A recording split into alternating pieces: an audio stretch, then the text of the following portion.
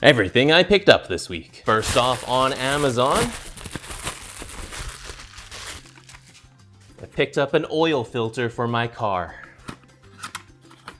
Let's pop this baby open. Look at that. Some premium oil filtering for $8. Because if you don't take care of your car, financial ruin. It's a hot tip for you. Then for toys, at Walmart, I was able to find baby Luigi to go with my baby Mario. For the babies of the Mario characters, I am good with just Mario and Luigi. I don't need the expanded cast. I'm a big fan of the Yoshi's Island series of Mario games. Played the Super Nintendo, Super Mario World 2 or 3, whatever, on the Game Boy version, Yoshi's Island. All the time as a youth, his head turns left to right, his arms, they got movement. Baby Luigi, for Mario Kart fans and Yoshi's Island fans. And he'll pair perfectly with that upcoming SH Figure Arts Yoshi reissue. Then from IDW's Sonic collection, I got Tangle the Lemur from the IDW comics. I have been seeing this go for quite a hefty penny on eBay, because I don't think it's released in the States. They had like 3 of these at Walmart, so I picked it up. And you can see a little accessory there. Tangle can use her tail to make a fist.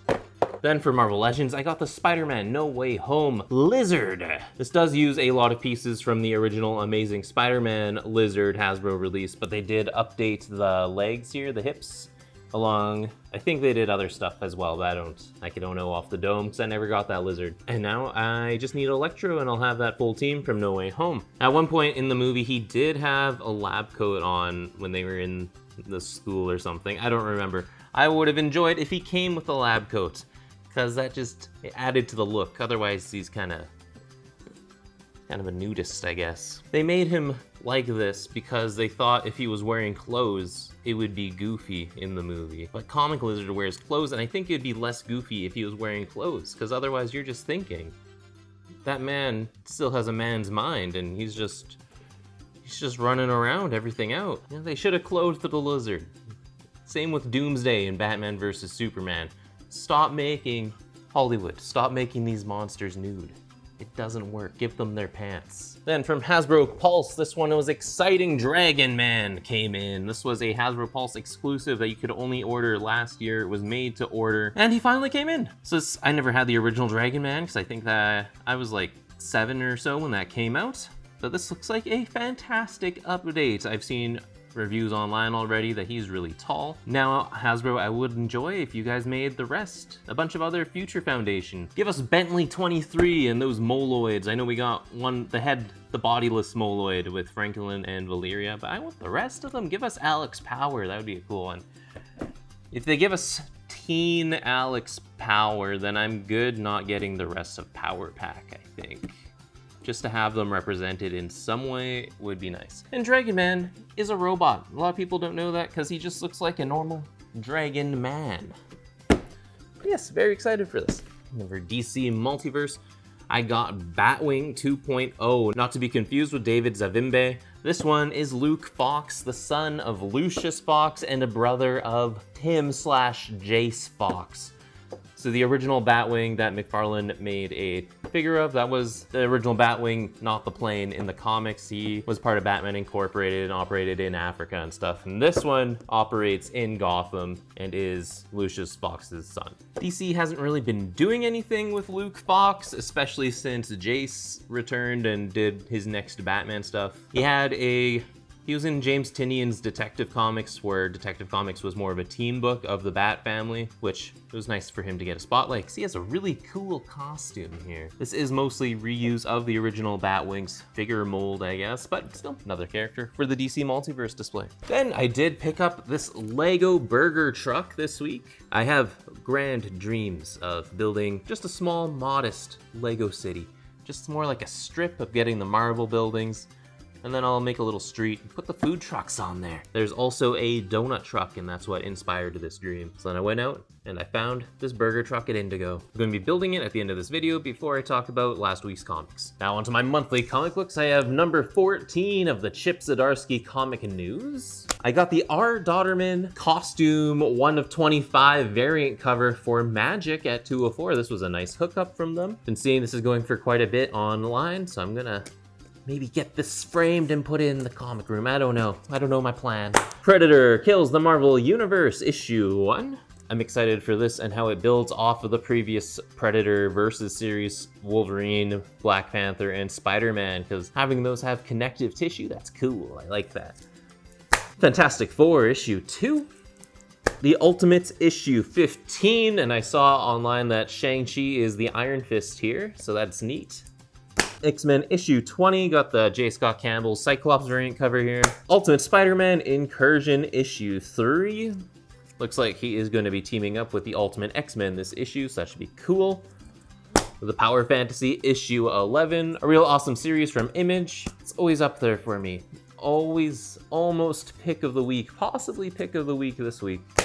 Transformers issue 23. Action Comics issue 1089. Aquaman issue 8. Okay, this is the pick of the week. Going off of issue 2. I loved issue 2 of this. Issue 2 was hilarious. So Trinity, Daughter of Wonder Woman, issue 3. And finally, Green Lantern Corps issue 7. And this is part 2 of the Starbreaker Supremacy Green Lantern Corps crossover. The first part was pretty good. So this should also be pretty good. Jeremy Adams, he's doing excellent work for DC. For trades, they're all from the same series, just 2 different runs. It's Rick Remender's Uncanny Avengers. I've heard amazing things about this run, and I found just 3 trades of it for cheap, so I'm gonna try and get it all now. I got 1 and 2 of run 1, and then volume 1 of run 2. And I didn't look up how many total there are for each run, so hopefully it's not that long. All right, let's pop this bad boy open and build some Lego.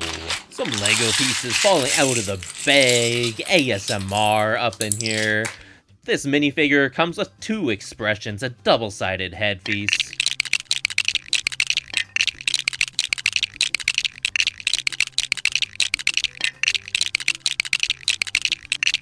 Another solid civilian. I really like this cheeseburger.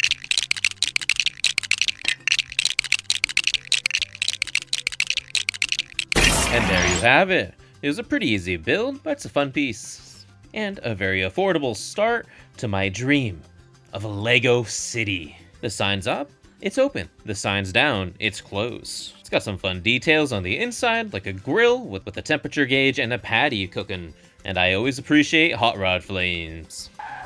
Now to discuss last week's comics. So last week, Deadpool kills the Marvel Universe one last time, ended. He fought some multiversal threat lady, but he was left alive at the end and wandering the multiverse. So I wonder if Colin Bunn will have him show up again, because back in the day, the original Deadpool trilogy, it was Deadpool kills Marvel Universe, Deadpool kills Strated, and then Deadpool kills Deadpool. 616 Deadpool did end up killing the Deadpool who kills the Marvel Universe in that Deadpool kills Deadpool. And then there was Deadpool kills the Marvel Universe again. But that was a different universe. But I wonder, yeah, will this guy come back? He was pretty cool.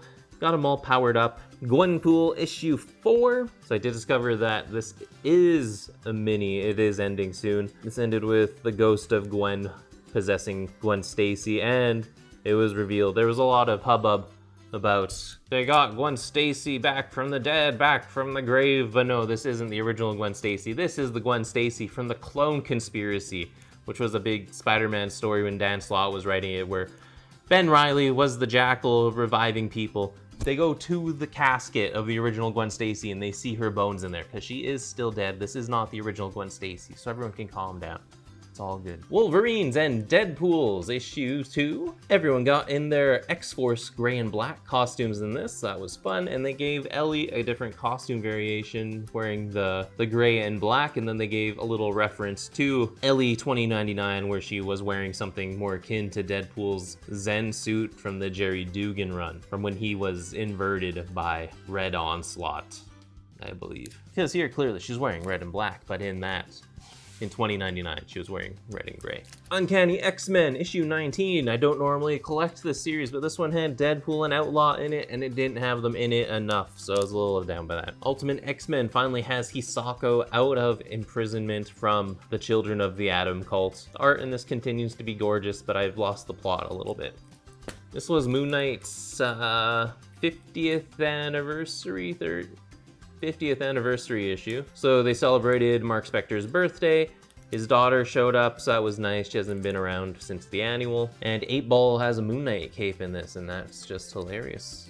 One World Under Doom, issue 6, they have finally revealed what evil thing Dr. Doom is doing, because otherwise his policies for the world and ruling it and everything, he's been perfect so far, so they had to throw in an evil machination for what he's doing wrong, and he's using the souls of the Latvian people to power his very powerful magic. And then he and Reed had a good debate, and he pointed out how Iron Man created clean energy but doesn't share it with society. So there's a lot of issues in Marvel Comics where the universe has to stay pretty similar to ours, even though there's fantastical science achievements. So Reed Richards doesn't introduce unstable molecules into clothing because it'll cause disruption in clothing force and industry and whatever. And Dr. Doom brings stuff up like that. Red Sonja versus Army of Darkness, issue 4. Red Sonja, she's becoming a Deadite. And then this issue ends with Ash and Red Sonja in whatever time period Army of Darkness, the movie, took place. Radiant Black, issue 36. I liked this issue quite a bit. It followed this woman, I don't remember her name, but she's homeless and she comes upon the yellow radiance and then she uses it to better her life and then she dies. And it was just a good little one-off story. Batgirl issue 10 had Batgirl teaming up with her brother Jade Tiger to fight some assassins that are after them. It was a fun read. Cheetah and Cheshire robbed the Justice League issue 1. I loved the dialogue in this, the back and forth.